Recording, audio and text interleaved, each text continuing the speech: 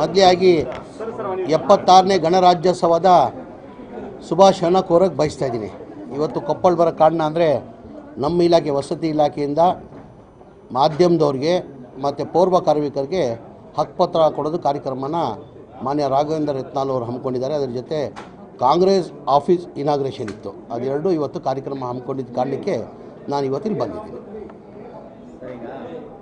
ಶ್ರೀರಾಮುಲು ಅವ್ರನ್ನ ಕಾಂಗ್ರೆಸ್ಗೆ ಕರೆತರುವಂತಹ ಚರ್ಚೆ ಸದ್ಯದಲ್ಲಿದೆ ಸರ್. ಈಗ ಅವ್ರದ್ದು ಇಂಟರ್ನಲ್ ಪ್ರಾಬ್ಲಮ್. ಜನಾರ್ದನ್ ರೆಡ್ಡಿ ಮತ್ತು ಶ್ರೀರಾಮ್ ನಾನು ಹೇಳಿದ್ದು ಮಾತಾಡೋಕೆ ಕೊಡಿ. ಈಗ ಜನಾರ್ದನ್ ರೆಡ್ಡಿ ಮತ್ತು ಶ್ರೀರಾಮುಲುದು ಅವ್ರ ಇಂಟರ್ನಲ್. ನನ್ನ ಅನಿಸಿಕೆ ಶ್ರೀರಾಮುಲು ಬರಂಗೆ ಕಾಣಲ್ಲ. ಈ ಸುಮ್ಗೆ ತೋಸಿಸ್ ಕಾಂಗ್ರೆಸ್ಗೆ ಅಲ್ಲವ್ರು ಬೇಳೆ ಬೆಳೆಸ್ಕೊಳ್ಳೋಕ್ಕೆ ಬಿ ಜೆ ಪಿಯಲ್ಲಿ ಇದು ನಾಟಕ ಅಂತ ನಾನು ಭಾವಿಸ್ತೀನಿ.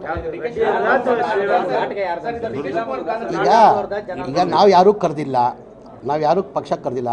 ನಾವು ತೊಗೊಳ್ಬೇಕಾದ್ರೆ ಅವ್ರಿಗೆ ನಮ್ಮ ಹೈಕಮಾಂಡ್ ಒಪ್ಪಿಗೆಯಿಂದ ತೊಗೊಳ್ಬೇಕಾಗ್ತದೆ. ನಮ್ಮ ಪಕ್ಷ ಕಾಂಗ್ರೆಸ್ ಪಕ್ಷ ಹೈಕಮಾಂಡ್ ಪಕ್ಷ.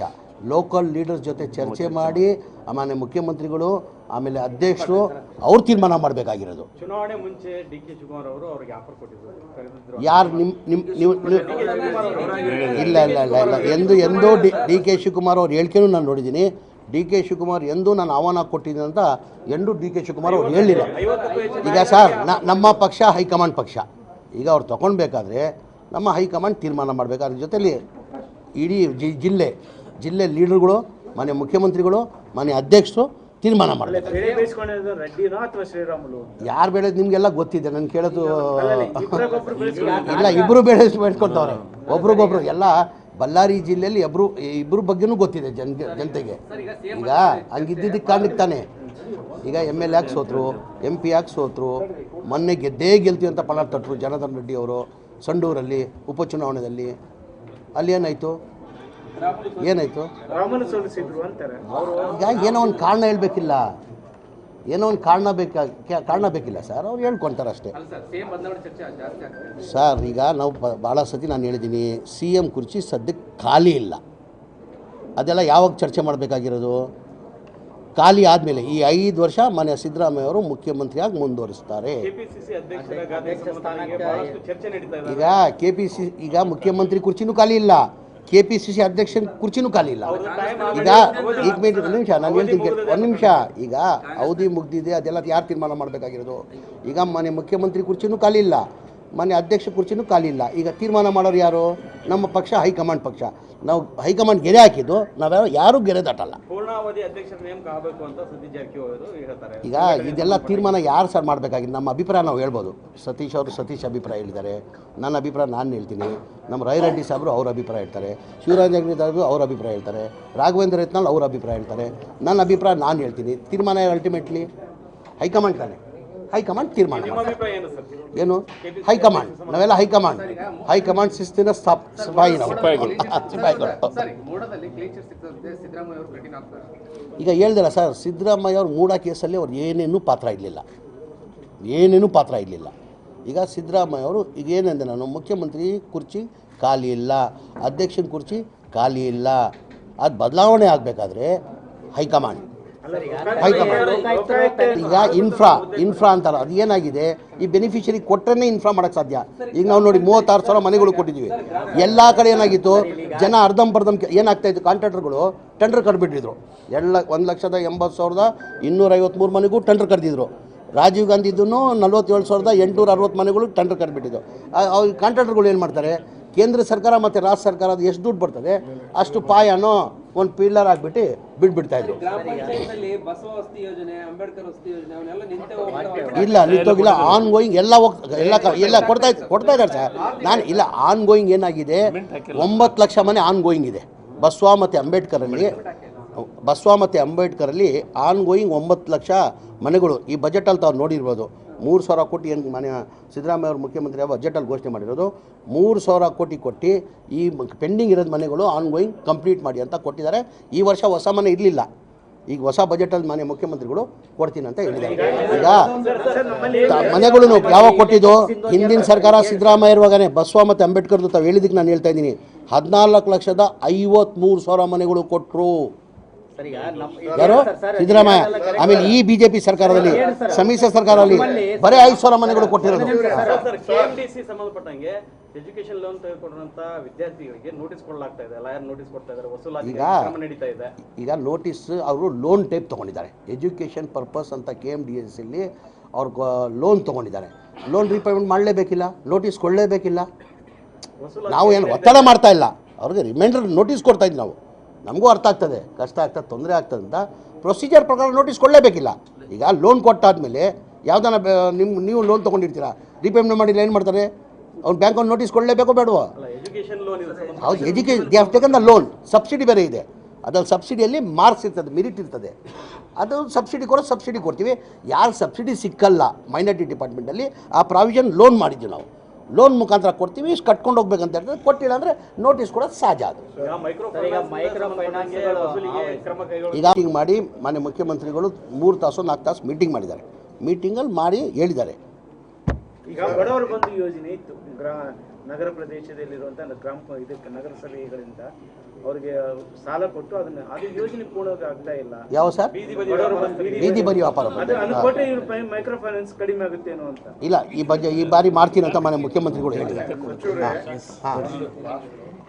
ನಿಜವಾದ ಬಡವರಿಗೆ ಯಾವ ಆಶ್ರಯ ಸಿಗ್ತಾ ಇಲ್ಲ ಕೊಪ್ಪಳ ಜಿಲ್ಲೆ. ಸಿಂಧೋಗಿಯಲ್ಲಿ ಎಲ್ಲರಿಗೂ ಒಬ್ಬೊಬ್ಬರಿಗೆ 4-5 ಮನೆ ಸಿಗ್ತಾ ಇದ್ದವು. ಇನ್ಫ್ರಾ ಕೊಟ್ಟು ಅದೇ ನಾನು ಹೇಳಿಲ್ಲ ಸರ್, ದುಡ್ಡು ಇರಲಿಲ್ಲ, ಇನ್ಫ್ರಾಗೆ ದುಡ್ಡು ಬೇಕಂತೆ. ವಾಟರ್ ಸಪ್ಲೈ ಮತ್ತು ಎಲೆಕ್ಟ್ರಿಕ್ ಅದು ಈ ಬಾರಿ ಕೊಡ್ತಾ ಇದ್ದೀನಿ ನಾನು. ಈಗ ಏನಾಗಿದೆ, ಹಿಂದಿನ 5 ವರ್ಷ ಸರ್ಕಾರದಲ್ಲಿ ಸಮ್ಮಿಶ್ರ ಸರ್ಕಾರ ನಾನು ಕಂಪ್ಲೀಟ್ ಕೊಡಿ. ಏನಾಗಿತ್ತೆ, ಇದೆಲ್ಲ ಮನೆಗಳು ಯಾವಾಗ ಸ್ಯಾಂಕ್ಷನ್ ಆಗಿದ್ದು ಗುರುಗಳೇ? ತಾವು ದಯಮಾಡಿ ಅರ್ಥ ಮಾಡ್ಕೊಳ್ಬೇಕು. ಈ ಮನೆಗಳು ಯಾವಾಗ ಸ್ಯಾಂಕ್ಷನ್ ಆಗಿದ್ದು? ಎಲ್ಲ ಹಿಂದಿನ ಸರ್ಕಾರದಲ್ಲಿ ಸಿದ್ದರಾಮಯ್ಯ ಮುಖ್ಯಮಂತ್ರಿ ಇರುವಾಗ ಈ ಮನೆಗಳು ಸ್ಯಾಂಕ್ಷನ್ ಆಗಿದ್ದು. ಅದಾದಮೇಲೆ 5 ವರ್ಷ ಸಮ್ಮಿಶ್ರ ಸರ್ಕಾರ ಬಂತು, BJP ಸರ್ಕಾರ ಬಂತು. ಹೌದದಲ್ಲಿ ಏನೂ ಆಗಲಿ ಕಾರಣಕ್ಕೆ ಇದೆಲ್ಲ ಸಮಸ್ಯೆ ಆಗ್ತಾ ಇರೋದು. ನಾವು ಒಂದೊಂದಾಗಿ ಬಗೆಹರಿಸ್ತಾ ಇದ್ದೀವಿ. ಒಂದೊಂದಾಗಿ ಬಗೆಹರಿಸ್ತಾ ಇದ್ದೀವಿ.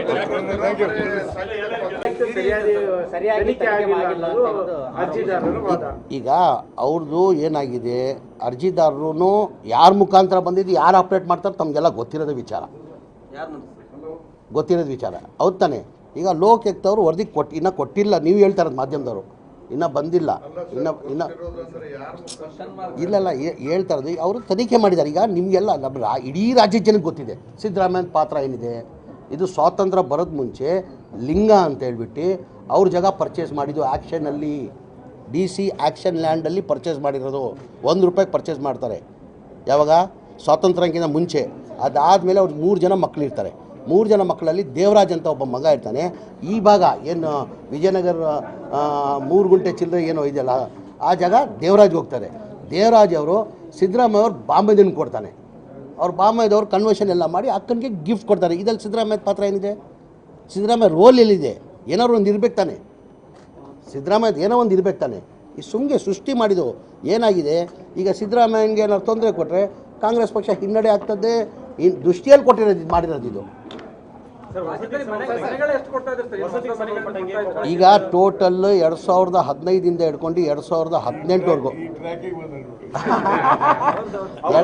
2015 ಹಿಡ್ಕೊಂಡು 18 ಸ್ಯಾಂಕ್ಷನ್ ಆಗಿದೆ. ಹಿಂದಿನ ಸರ್ಕಾರದಲ್ಲಿ ಸಿದ್ದರಾಮಯ್ಯ ಅವ್ರ ಮುಖ್ಯಮಂತ್ರಿ ಇರುವಾಗ 1,80,253 ಮನೆಗಳು ಸ್ಯಾಂಕ್ಷನ್ ಆಗಿದೆ. ಯಾವಾಗ? ಸಿದ್ದರಾಮಯ್ಯ ಅವ್ರ ಮುಖ್ಯಮಂತ್ರಿ ಅದೇ ಥರ ರಾಜೀವ್ ಗಾಂಧಿ ಸ್ಕೀಮ್ ಅಂತ ಇದೆ, ರಾಜೀವ್ ಗಾಂಧಿ HP ಸ್ಕೀಮ್ ಅಂತಾರೆ, ಸೇಮ್ ಸ್ಲಮ್ ಟೈಪ್. ಅದು 47,860 ಮನೆಗಳು. ಒಟ್ಟಾಗಿ 2,30,000 ಮನೆಗಳು ಹಿಂದಿನ ಸಿದ್ದರಾಮಯ್ಯ ಸರ್ಕಾರ ಇರುವಾಗ ಸ್ಯಾಂಕ್ಷನ್ ಆಗಿದ್ದು. ಅದಾದಮೇಲೆ ಒಂದು ಮನೆಯೂ ಸ್ಯಾಂಕ್ಷನ್ ಆಗಿಲ್ಲ, ಒಂದು ಮನೆಯೂ ಕೊಡೋಕ್ಕೆ ಸಾಧ್ಯ ಆಗಲಿಲ್ಲ. ಏನಾರ BJP ಅವರು ಸ್ಲಮ್ ಬೋರ್ಡಲ್ಲಿ ಒಂದು ಮನೆ ಕೊಟ್ಟಿದ್ದೀನಿ, ರಾಜೀವ್ ಗಾಂಧಿ HP ಸ್ಕೀಮಲ್ಲಿ 1 ಮನೆ ಕೊಟ್ಟಿದ್ದೀನಿ ಅಂದರೆ ನಾನು ನಾಳೆನೇ ರಾಜಕೀಯದಿಂದ ನಿವೃತ್ತಿ ತೊಗೊಳ್ತೀನಿ. ಏನಕ್ಕೆ ಅವ್ರು ಕೊಡೋಕ್ಕೆ ಸಾಧ್ಯ ಆಗಿಲ್ಲ ಅಂದರೆ, ಒಂದು ಮನೆಯೂ ಸ್ಯಾಂಕ್ಷನ್ ಮಾಡಿಲ್ಲ, ಒಂದು ಮನೆಯೂ ಕೊಡೋಕ್ಕೆ ಸಾಧ್ಯ ಆಗಿಲ್ಲ. ಕಾರಣ ಅಂದರೆ ಒಂದು ಮನೆ ಕಟ್ಟಬೇಕಾದ್ರೆ 7.5 ಲಕ್ಷ ಆಗ್ತದೆ. ಕೇಂದ್ರ ಸರ್ಕಾರದಲ್ಲಿ ಏನು ಮಾಡ್ತಾರೆ, ಪ್ರಧಾನ ಮಂತ್ರಿ ಆವಾಸ್ ಯೋಜನಾ ಅಂತೇಳ್ಬಿಟ್ಟು 1.5 ಲಕ್ಷ ಸಬ್ಸಿಡಿ ಕೊಡ್ತಾರೆ. 18% GST ಹಾಕಿ ಹಿಂದೆಯಿಂದ 1,38,000 ವಾಪಸ್ ತೊಗೊಳ್ತಾರೆ. ಆ ಕಾರಣಕ್ಕೆ 7.5 ಲಕ್ಷ ಕಾಸ್ಟ್ ಆಯಿತು. ಈಗ 1.5 ಲಕ್ಷ ಕೇಂದ್ರ ಸರ್ಕಾರ ಕೊಡ್ತಾರೆ, ರಾಜ್ಯ ಸರ್ಕಾರ 1,20,000 ಕೊಡ್ತಾರೆ. SC ST ಇದ್ದರೆ 2 ಲಕ್ಷ, ಆ್ಯಾವ್ರೇಜ್ ತೊಗೊಂಡ್ರೆ 3 ಲಕ್ಷ. 4.5 ಲಕ್ಷ ಬೆನಿಫಿಷರಿ ಕಟ್ಟಬೇಕು. ಎಷ್ಟು? 4.5 ಲಕ್ಷ. ಎಲ್ಲಿಂದ ಕಟ್ಟಕ್ಕೆ ಸಾಧ್ಯ ಬಡವರು? ಈಗ ಟೋಟಲ್ ಬೆನಿಫಿಷಿಯರಿ ಪೇಮೆಂಟ್ ನಂಬರ್ ಬೇಕಾಗಿರೋದು ರಾಜೀವ್ ಗಾಂಧಿ ಮತ್ತು ಸ್ಲಮ್ ಬೋರ್ಡ್ಗೆ 2,30,30,000 ಮನೆಗೆ 9,500 ಕೋಟಿ ಬರಬೇಕಾಗಿತ್ತು. ಬರೇ 310 ಕೋಟಿ ಬಂದೆ. ಯಾರೋ 5,000 ಕೊಟ್ಟವ್ರೆ, ಯಾರೋ 10,000 ಕೊಟ್ಟವ್ರೆ, ಯಾರೋ 15,000 ಕೊಟ್ಟವ್ರೆ. ಅವ್ರು ಬಡವ್ರು ಕೊಡೋಕ್ಕೆ ಸಾಧ್ಯ ಆಗಲ್ಲ. ಆಮೇಲೆ ನಮ್ಮ ಸರ್ಕಾರ ಬಂದಾದಮೇಲೆ, ನಾನು ವಸತಿ ಮಂತ್ರಿ ಆದಮೇಲೆ, ನನ್ನ ಗಮನಕ್ಕೆ ಬಂದಾದಮೇಲೆ ನನ್ನ ಮನೆ ಮುಖ್ಯಮಂತ್ರಿಗೆ ಹೆಂಗೋಪ್ಪ ಹೇಳಿದ್ದು, ಏನಕ್ಕೆ ಗ್ಯಾರಂಟಿಗಳು ತಮಗೆಲ್ಲ ಗೊತ್ತಿದ್ದಂಗೆ 55,000 to 60,000 ಕೋಟಿ ಆಗ್ತದೆ. ಅದರಲ್ಲಿ ಇದು 9,500 ಕೋಟಿ ಹೆಂಗೋಪ್ಪ ಕೇಳಲಿ ಅಂತ ಹೇಳ್ಬಿಟ್ಟು ನಾನು ಧೈರ್ಯ ಮಾಡಿ ಮನೆ ಮುಖ್ಯಮಂತ್ರಿ ಗಮನಕ್ಕೆ ತಂದೆ. ಸರ್ ಹಿಂಗಿದೆ ಸರ್, ತಾವು ಹಿಂದಿನ ಸರ್ಕಾರದಲ್ಲಿ ತಾವು ಮುಖ್ಯಮಂತ್ರಿ ಇರುವಾಗ ಈ ಮನೆಗಳು ಸ್ಯಾಂಕ್ಷನ್ ಆಗಿರೋದು, ಅದಾದಮೇಲೆ ಸಮ್ಮಿಶ್ರ ಸರ್ಕಾರ ಬಂತು, BJP ಸರ್ಕಾರ ಇತ್ತು, ಒಂದು ಮನೆಯೂ ಕೊಟ್ಟಿಲ್ಲ, ಜನ ಬೀದಿಯಲ್ಲಿದ್ದಾರೆ ಅಂತ ಹೇಳ್ಬಿಟ್ಟು ಮನೆ ಮುಖ್ಯಮಂತ್ರಿ ಗಮನಕ್ಕೆ ತಂದೆ. ಮನೆ ಮುಖ್ಯಮಂತ್ರಿಗಳು 2-3 ರಿವ್ಯೂ ಮೀಟಿಂಗ್ ಮಾಡಿ ಅವ್ರ ಬಡವ್ರ ಬಗ್ಗೆ ಕಾಲೇಜ್ ಇದ್ದಿದ್ದ ಕಾರಣಕ್ಕೆ ತೀರ್ಮಾನ ಮಾಡಿ, ಇಲ್ಲ ನೀನು ಹೇಳ್ತಾರ ಸತ್ಯ, ಇದು ಬಡವ್ರು ದುಡ್ಡು ಕಟ್ಟೋಕ್ಕಾಗಕ್ಕೆ ಸಾಧ್ಯ ಆಗಲ್ಲ, ಇದು ನಾನು ದುಡ್ಡು ಕೊಡ್ತೀನಿ ಅಂತ ಹೇಳ್ಬಿಟ್ಟು ಹೋದ ಜನವರಿಯಲ್ಲಿ ಕ್ಯಾಬಿನೆಟಲ್ಲಿ ತಂದು ಅಪ್ರೂವ್ ಮಾಡಿ 500 ಕೋಟಿ ಬಿಡುಗಡೆ ಮಾಡಿದ ಕಾರಣಕ್ಕೆ ನಾವು 36,789 ಮನೆಗಳು ಕೊಟ್ವಿ. ಇನ್ನು 39,000 ಮನೆಗಳು ಈ ತಿಂಗಳು ಕೊನೆಯಲ್ಲಿ ಕೊಡ್ತಾ ಇದ್ದೀವಿ. ಏನಕ್ಕೆ ಇಲ್ಲ, ಒಂದು ನಿಮಿಷ, ನಾವು 5 ಗ್ಯಾರಂಟಿ ಘೋಷಣೆ ಮಾಡಿದ್ದೀವಿ, ಇದು 6ನೇ ಗ್ಯಾರಂಟಿ ಅಂತೀವಿ ನಾವು. ನೀವು ಅರ್ಥ ಮಾಡ್ಕೊಳ್ಬೇಕಾದ್ರೆ ಮಾಧ್ಯಮ ಸ್ನೇಹಿತರು ಅರ್ಥ ಮಾಡ್ಕೊಳ್ಬೇಕು. ಬಡವ್ರ ಬಗ್ಗೆ ಇದು ನಾವು ಘೋಷಣೆ ಮಾಡಿರಲಿಲ್ಲ ಮನೆಗಳು ಕೊಡ್ತೀವಂತ. ಈ ಗ್ಯಾರಂಟಿ ಘೋಷಣೆ ಮಾಡಿದ್ವಿ, ಗ್ಯಾರಂಟಿ ಕೊಟ್ಟಿದ್ವಿ, 5 ಗ್ಯಾರಂಟಿ.